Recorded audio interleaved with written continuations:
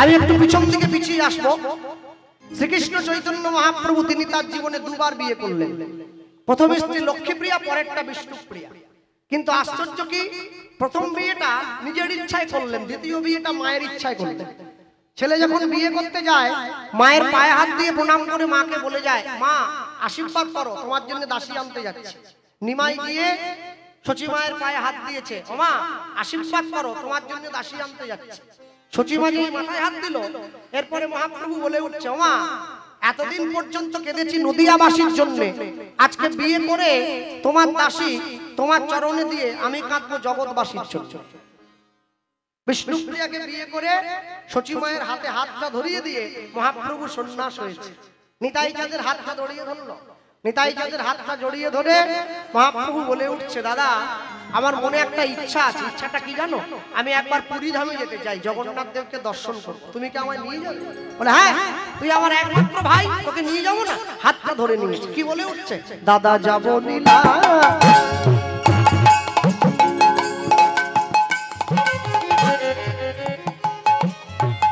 আমি যাব নীলা, নীলা চলে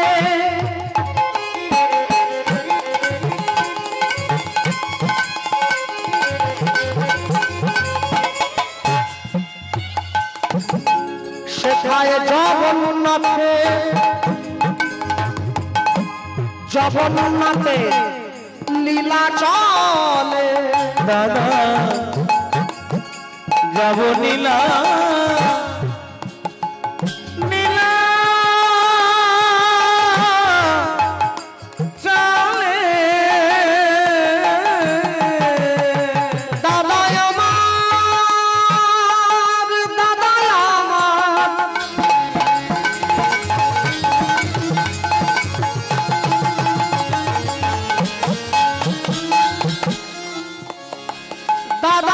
আমার, দাদা তুমি শোনো শোনো আমার কথা, এ যে কথা নয় মনের ব্যথা। যাব নীলা, যাব নীলা চলে।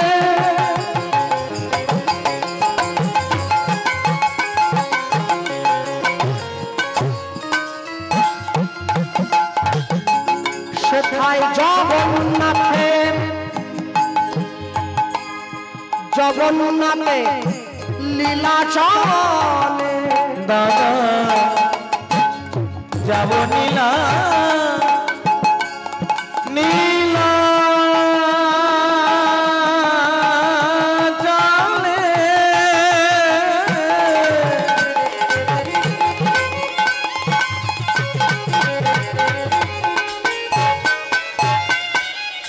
সেটাই জগন্নাথের, জগন্নাথে, জগন্নাথে নীলা চলে। এই ভাবি মনে মনে গো, বড় বাসনা জেগেছে মনে। এই ভাবি মনে মনে, মনে গো বড় বাসনা জেগেছে মনে। দাদা নীলা চলে, প্রভুর লীলা চলে। যাব লীলা চলে, প্রভুর লীলা চলে। আমি দুবার দুটো কথা বলছি, বলে বুঝতে পারছেন? দাদা নীলা চলে, প্রভুর লীলা চলে। নীলা চলে, প্রভুর লীলা চলে। দাদা যারা দেখে তারাই বলে নীলা চলে, লীলা চলে। বলে জগন্নাথ কৃপা করো বলে। দাদা নীলা চলে, প্রভুর লীলা চলে দাদা যারা দেখে তারাই বলে লীলা চলে প্রভুর লীলা চলে ভাসে তারাই দুই নয়ন জলে লীলা চলে লীলা চলে বলি জগন্নাথ কৃপা করো বলে লীলা চলে প্রভুর লীলা চলে ঠাই দিও গো অন্তিম কাল লীলা চলে প্রভুর লীলা চলে জগন্নাথ কৃপা করো বলে লীলা চলে লীলা চলে হরি লীলা চলে লীলা চলে প্রেমানন্দে হরি বলে লীলা চলে লীলা চলে লীলা চলে লীলা চলে এই ভাবি মনে মনে মনে গো বড় বাসনা জেগেছে মনে মনে এই ভাবি মনে মনে গো বড় বাসনা জেগেছে মনে হাত তুলুন তো কারা কারা পুরী গেছেন দেখি একটু পুরী পুরী হ্যাঁ আমি তাহলে যাই না কোনো একা সবাই গেছে। যাক, যাক, যাক। আরেকবার কষ্ট করে হাত তুলতে হবে কারা কারা পুরীতে গিয়ে ভেটকি মাছের চপ খেয়েছে কেউ খাননি? ও, হাত তুলেননি বলে ভাবছেন আমি কি বিশ্বাস করবো কেউ খাননি অনেকটাই খেয়েছে আমি এখন জিজ্ঞাসা করি বাড়ি কোথা বলে মেদিনীপুর ও আমার বাড়ির কাছের লোক পিছন দিকে কি লুকোচ্ছেন বলে ওটা আপনাকে বলা যাবে আরে দেখাও না রে ভাই বলে আপনাকে দেখাবো আর দেখালে কেন তুমি পুরী আসতে পারো আমি আসতে পারিনি দেখা দেখা কি হচ্ছে বলে নাতি নাতনি বৌমাকে নিয়ে পুরী এসেছিলাম ওরা একটা ক্যাকড়া ভাজা খাচ্ছিল আমিও খাচ্ছি আমি একটা জিনিস খুঁজে পাই না বাঙালি এত নির্বোধ হয়ে গেল কবে থেকে এইটুকু বোধ পর্যন্ত বাঙালির নেই যে কোনো তীর্থস্থানে গিয়ে কোনোদিন আমিষ খেতে নাই এই বোধটা বাঙালির হারিয়ে গেছে পুরী নবদ্বীপ বৃন্দাবন গয়া কাশী মথুরা কোন তীর্থস্থানে গিয়ে কোনোদিন আমিষ খাবেন না তীর্থস্থানে গিয়ে আমিষ খেলে তীর্থস্থানের মহিমা নষ্ট হয়ে যায় নিতাই চাঁদের হাতটা ধরে নিয়েছে মহাপ্রভু তুই আমার 7 নয় 5 নয় একটা মাত্র ভাই তোকে নিয়ে যাবো না আগে নিয়ে যাবো সঙ্গে করে নিয়ে চলে যায় জগন্নাথ দেখার জন্য হ্যাঁ আর ওই যে সঙ্গে করে নিয়ে চলে যাচ্ছে এক ভাই আরেক ভাইকে জড়িয়ে ধরেছে আর সঙ্গে কারা যাচ্ছে আপনাদের মতো অগণিত ভক্ত তারাও সঙ্গে চলে যায় তারা সঙ্গে যায় মহাপ্রভুকে ডাক দিয়ে বলে প্রভু তুমি যদি যাও তাহলে আমরা যেতে অসুবিধা কোথায় আসতে একটা মানুষের জীবনে দুবার জন্ম হয় কখন বলুন তো মায়ের পেট থেকে মানুষ রূপে আরেকবার গুরু দীক্ষা নিয়ে ভক্ত রূপে দুবার মহাপ্রভুর 4 বার জন্ম হয়েছে নিম গাছের তলায় জন্মেছিল বলে ছেলেটার নাম নিমাই গঙ্গাদাস পণ্ডিতের তোলে যখন পড়াশোনা করতে যেত দুবার বিয়ে করলো তখন তার নাম হয়েছিল গৌরাঙ্গ যখন কাটোয়ায় কেশব ভারতীর কাছে গিয়ে সন্ন্যাস দীক্ষা নিল তখন তার নাম হয়েছে মহাপ্রভু আর যখন পুরীতে গিয়ে দেওয়ালে নাক মুখ ঘষে কৃষ্ণ কৃষ্ণ বলে কেঁদে বেড়ানো তখন তার নাম হয়েছে শ্রীকৃষ্ণ চৈতন্য 4 বার শুধুমাত্র আমাদের মতো কলিযুগের জীবকে উদ্ধার করবে বলে ভগবান 4 বার পৃথিবীতে 4 রকম ভাবে মানুষের কাছে গিয়ে দাঁড়িয়েছে হ্যাঁ ভক্তমণ্ডলী ভক্তিমতী মায়েরা 2 ভাই চলে যায় সঙ্গে অগণিত ভক্ত তারা বলতে বলতে যায় জানো তো এতদিন পর্যন্ত আমাদের নদিয়াটা শুধু নদিয়া ছিল একটা দুঃখের খবর বলে রাখি পুরীতে জগন্নাথ দেবের রথ থেকে বলরাম নামতে গিয়ে নামার সময় পড়ে গিয়েছিল আপনারা শুনেছেন সকলে খবরের কাগজে দেখেছেন এই যে পড়ে গিয়েছিল না এই পড়ে যাওয়াটা কিন্তু মোটেই ভালো ইঙ্গিত নয় এই যে পড়ে গিয়েছে অনেক পান্ডারা আহত হয়েছে তার জন্য এই পড়ে যাওয়াটা ভালো ইঙ্গিত নয় ভগবান কখন ভক্তদের হাত থেকে নেমে যেতে চায় যখন ভক্তরা আচার ছেড়ে দিয়ে অনাচারের পথে চলে যায় তখন হাত থেকে নেমে যেতে চায় ভক্ত যখন অনাচার শুরু করে না ভগবান কোলে থাকতে চায় আমার নামিয়ে দিয়ে তোরা হ্যাঁ ভক্তমণ্ডলী মায়েরা 2 ভাই চলে যায় সঙ্গে আর সঙ্গে অগণিত ভক্ত বলতে বলতে যায় কি বলছে গৌরে নরে সোনার নদিয়ায় উলুলুধনি আচ্ছা আপনারা উলু দিতে পারেন দেন দেন হ্যাঁ বাহ হরির ধ্বনি শব্দ শোনা যায় গৌরে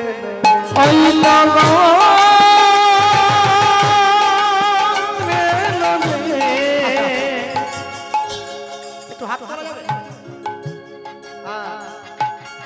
একটু তালি দেওয়া যায়, হরিনামে দেবেন তো, লজ্জা কি? জোরে দাও, জোরে দাও। গৌরে লরে সোনার নদিয়ায় উলুল ধ্বনি হরির ধ্বনি শব্দ শোনা যায় গৌরে লরে হরি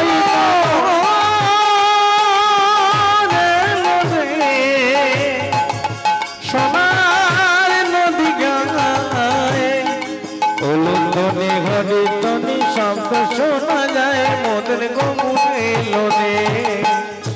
কোন মায়ের হাত নামিয়েছে? হাত যে নামাবে আমি যাওয়ার সময় কমিটিকে বলে যাব, লক্ষ্য রাখুন, হাত যে নামাবে সে যে লক্ষ্মীর ভান্ডার না পায়। চলো, টাকা ডবল হয়ে গেছে, তালিও ডবল। হ্যাঁ, গৌরে লরে সোনার নদিয়া উলুল ধ্বনি হরির ধ্বনি শব্দ শোনা যায় গৌরে লরে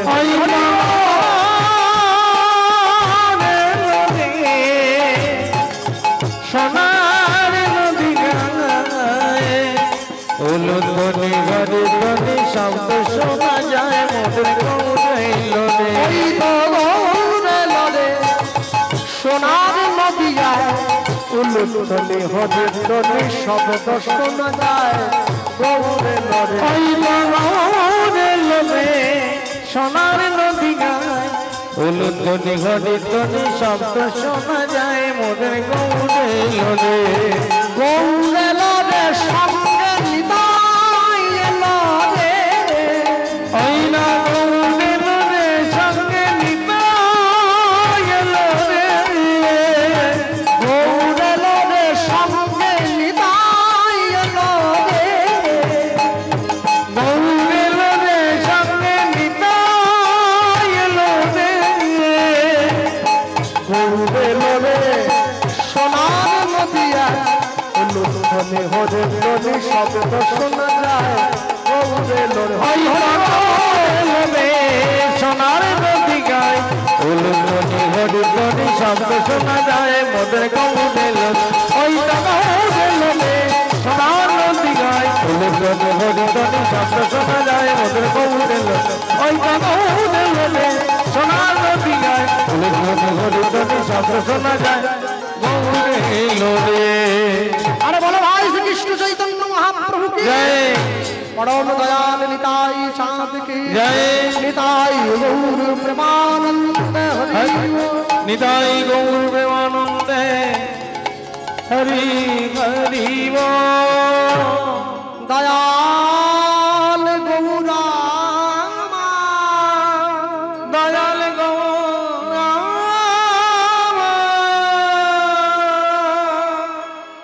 দাঁড়িয়ে পড়ল। হঠাৎ করে সেই ঘন জঙ্গলের মাঝে চিৎকার করে ডেকে উঠলো গৌর বলে। দুই ভাই দাঁড়িয়ে পড়েছে। কে এই ঘন জঙ্গলের মধ্যে আমাদের নাম ধরে চিৎকার করে কে ডেকে উঠলো? দুই ভাই যখন দাঁড়িয়ে পড়েছে পিছন ঘুরে তাকিয়ে দেখছে এক গাছের তলায় এক বয়স্ক মা বসে আছে। এক বুড়ি মা দুই ভাইয়ের নাম ধরে চিৎকার করে ডাক দিয়ে বলে উঠছে, গৌর নিতাই আমি ডেকেছি আমি। ছুটে গিয়েছে দুই ভাই, মায়ের কাছে দাঁড়িয়ে মাকে বলে উঠলো, মা তুমি আমাদেরকে ডাকলে, আয় আমার কাছে আয়। দুই ভাই ছুটে গিয়ে মায়ের কাছে যখন দাঁড়িয়েছে মা বলে উঠছে, হ্যাঁ হ্যাঁ রে তোরা কারা রে? আমরা দুই ভাই তো, এই দেখো এইটা আমার বড় ভাই, ওর নাম নিতাই, আর আমি ছোট ভাই, আমার নাম গৌর। আচ্ছা কতদিনের ছোট? মহাপ্রভু বলে উঠছে, আমি নিতাইয়ের থেকে 12 বছরের বয়সে ছোট। ও তাহলে একই মায়ের পেটের দু ভাই? না না না, একই মায়ের পেটের দু ভাই হলে তো সকাল হলে প্রত্যেকদিন কোদাল নিয়ে লেগে পড়তো সম্পত্তির জন্য মারামারি করতে। ভগবান জীবনে দুবার হাসে, কখন জানেন? যখন নার্সিংহোমের বিছানায় রোগী শুয়ে থাকে আর ডাক্তার গিয়ে রোগীর সামনে দাঁড়িয়ে বলে, আপনার কোনো চিন্তা নেই, আমি যখন আছি আপনি বাঁচবেন। ভগবান হাসছে ডাক্তারের দিকে তাকিয়ে, বলে, হ্যাঁ গো ডাক্তার তুমি যে ওকে বাঁচার গ্যারেন্টি দিচ্ছ, তুমি নিজে কতক্ষণ বাঁচবে তোমায় সে গ্যারেন্টি কে দিল? আরেকবার ভগবান হাসে কখন জানেন? যখন দুই ভাই ফিতা ফেলে জায়গা ভাগ করে, তোর 5 কাঠা আমার 5 কাঠা, ভগবান হাসে কার সম্পত্তি কাকে দাও রে? জায়গা তোমার একটা আছে 3.5 হাত, মরে যাওয়ার পরে ঠিক দিয়ে দেবে। পরের জায়গা, পরের জমি, ঘর বানাইয়া রই, আমি তো সেই ঘরের মালিক নই। যে দেহ আপন জ্ঞানে যতন করো রাত্রি দিনে, সাজাও কত ভূষণ আবেশ, পরমাত্মা ভগবান যেদিন হবে অন্তর ধ্যান, শ্রীকাল কুকুরের ভুক্ত অবশেষ। সেই দেহের জন্য এত অহংকার তোমার, হ্যাঁ? এত গর্ব, এত অহংকার, এত অভিমান কিসের জন্য? যে ছেলের জন্য তুমি সারা জীবন ধরে করেছো, যে মেয়ের জন্য তুমি সারা জীবন ধরে করেছো, তোমার মরা দেহটা শ্মশানে পোড়াতে নিয়ে যাওয়ার সময় তোমার নিজের ছেলেই প্রথম বলে উঠবে, আর কতক্ষণ সময় লাগবে আর বুঝতে পারছি না, চলো বাড়ি যাই। কাদের জন্য করলে? দুই ভাই মায়ের কাছে বসেছে, মায়ের কাছে বসে মাকে যখনই পরিচয়টা দিয়েছে, মা আমার নাম নিতাই, আমার জন্ম হয়েছে বীরভূম তারাপীঠ থেকে 11 কিলোমিটার দূরে, আমার বাবার নাম হারাই পণ্ডিত, মায়ের নাম পদ্মাবতী, আর ও আমার ছোট ভাই, ওর নাম গৌর, ওর জন্ম হয়েছে নবদ্বীপের অন্তদ্বীপ নামে একটা জায়গায়, ওর বাবার নাম জগন্নাথ মিশ্র, মায়ের নাম সচিরানী মিশ্র, তাদের ছেলে পণ্ডিত নিমাই মিশ্র। যেই পরিচয়টা দিয়েছে মায়ের চোখে জল এসে গিয়েছে। মা তুমি কাঁদছো কেন? কেন কাঁদছি জানিস? তোদের মতো যদি আমার দুটো এত সুন্দর সুন্দর ছেলে থাকতো না, তাদের মুখে মা ডাক শুনে আমি আমার নারী জনমটা ধন্য করে নিতাম, তাই কাঁদছি। যে সমস্ত মায়েরা বসে আছেন এখানে, পৃথিবীতে কোনো মাই চায় না যে আমার ছেলেটা চোর হোক, আমার ছেলেটা চিটিংবাজ হোক, আমার ছেলেটা খারাপ হোক। জগতের যত মা আছে সব মায়েরাই চায় যে আমার ছেলেটা 10-এর 1 হোক, আমার ছেলেটা ভালো হোক, কিন্তু চাইলেই সব হয় না, চাইলেই সব হয় না। তোমাকে পাওয়ার মতো যোগ্যতা তৈরি করতে হয়, তবে তুমি তো পাবে, নাহলে কি করে পাবে? কোনোদিন পাবে না। আগেকার দিনে মানুষ একটা কথা বলতো, কি বলতো? সবসময় মানুষে বলতো যে জল খাবে ছেনে আর গুরু করবে চিনে। তুমি যদি যেখানে সেখানে কান মারাও, তোমার জীবনে দুঃখের শেষ থাকবে না। ঠিক তেমনি মা হতে গেলে আগে মাতৃত্ব অর্জন করার মতো যোগ্যতা তৈরি করতে হয়, তারপরে মা হতে হয়। তা যদি না হয়, তুমি কোনোদিন যোগ্যতা অর্জন না করলে মা হতে পারবে না। পৃথিবীতে যত ভারতবর্ষ বাদ দিয়ে যত দেশ আছে, সব দেশের মায়েরা সন্তানের জন্ম দেয়, কিন্তু সনাতন হিন্দু ধর্মে কাকে মা বলে বলে জানো? সন্তানের জন্ম দিলে শুধু মা হওয়া যায় না, যে মা সন্তানকে জন্ম দিয়ে আস্থা করে ছুঁড়ে ফেলে দিয়ে চলে যায়, তাকে মা বলে নাকি? তাকে মা বলে না, তাকে মা বলে সনাতন হিন্দু ধর্মের শাস্ত্র মুনি ঋষিগণ বলে গেলেন, মা তাকেই বলে যে রমণীর 5টি অঙ্গ ঢাকা থাকে সদা সর্বদা, বক্ষ যুগল, নাভি কমল, পায়ের 2 গোড়ালি, তাকে মা বলবে, তাকে মা বলবে। আজকে তোমার বাড়ির ছেলে মেয়েদের, তোমার বাড়ির বড় বড় মেয়েদেরকে তুমি যে ছোটখাটো পোশাকগুলো কিনে দিচ্ছ, তুমি একবার কিনে দেওয়ার আগে চিন্তা করে দেখো, তোমার মেয়ে সমাজের চোখে নির্লজ্জ হয়ে ঘুরে বেড়াবে। এর জন্য প্রধান দাবিদার বাবা মা, অন্য কেউ হতে পারে না। পাড়ার লোককে তুমি পরে দোষ দাও, আগে নিজেকে দোষী করো, অপরকে দোষ পড়ে দেবে। তাই মায়ের কাছে গিয়ে বসেছে, মায়ের চোখের জলটা মুছিয়ে দিচ্ছে। মা তুমি কেঁদো না, আজ থেকে আমরা 2 ভাই তোমায় কথা দিলাম। কি কথা?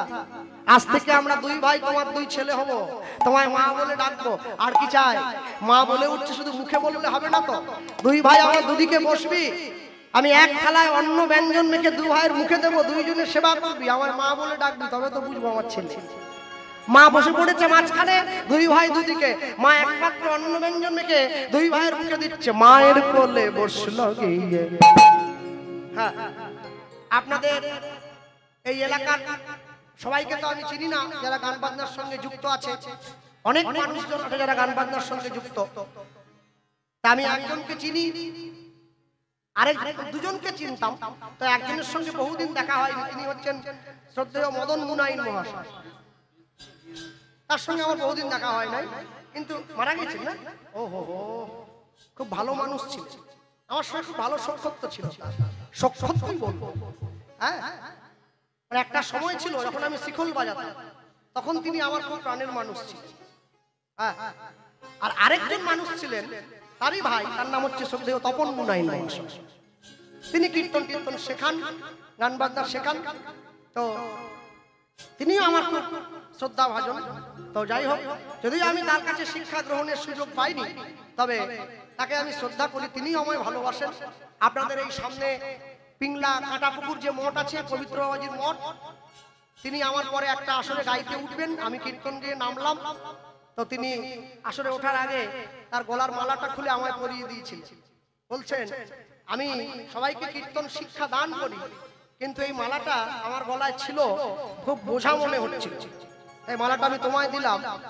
এতক্ষণে মনে একটু শান্তি এলো যে মালাটা ঠিক জায়গায় পড়েছে।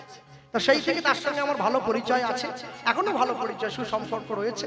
দুই ভাই মায়ের কোলে গিয়ে বসেছে, মায়ের কোলে বসলো গিয়ে গৌরার নিতাই নিতাই, মায়ের কোলে বসলো গিয়ে গৌরার নিতাই নিতাই, মায়ের কোলে বসলো গিয়ে গৌরার নিতাই নিতাই।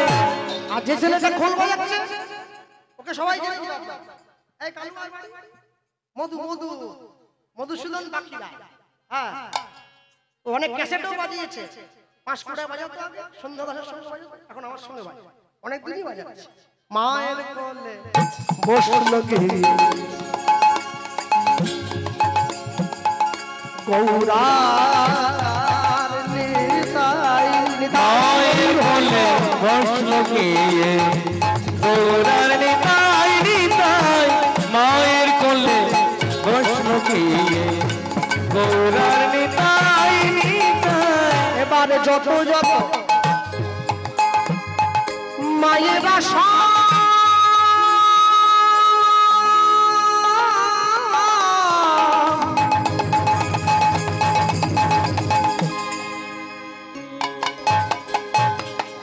এবারে যত যত মায়েরা সব হরি হরি হৃদয়, যত যত মায়েরা সব হরি ধরিতে, এবার যত যত ভক্ত গণেশ হরি হরি এবার যত যত ভক্ত গণেশ হরি ধরিতে, মায়ের কোলে বসলো গিয়ে গৌরার নিতাই নিতাই, মায়ের কোলে বসলো গিয়ে গৌরার নিতাই নিতাই, মায়ের কোলে বসলো গিয়ে গৌরার নিতাই। দুই ভাই মায়ের কোলে গিয়া ছুটিয়া বসিল, ছুটিয়া বসিল, দূরেতে তাকাইয়া নিতাই চমকে উঠিল, চমকি উঠিল, মামা বলিয়া নিতাই ডাকে উচ্চই স্বরে, উচ্চ ঈশ্বরে ছুটিয়া গিয়া মাধু ভাই রে বুকে জড়ায়ে ধরে, ছুটিয়া গিয়া মা দু ভাইয়ের বুকে জড়ায়ে ধরে। তাই গৌর মায়ের কোলে বসে দূরে চোখ দিয়ে চমকে উঠলো। মা, দূরে ওই গাছটা কি দেখতে পাচ্ছি? গাছটা দেখো, দেখি দেখি দেখি, চোখ বাড়িয়ে দেখছে, ওটা পিপুল গাছ।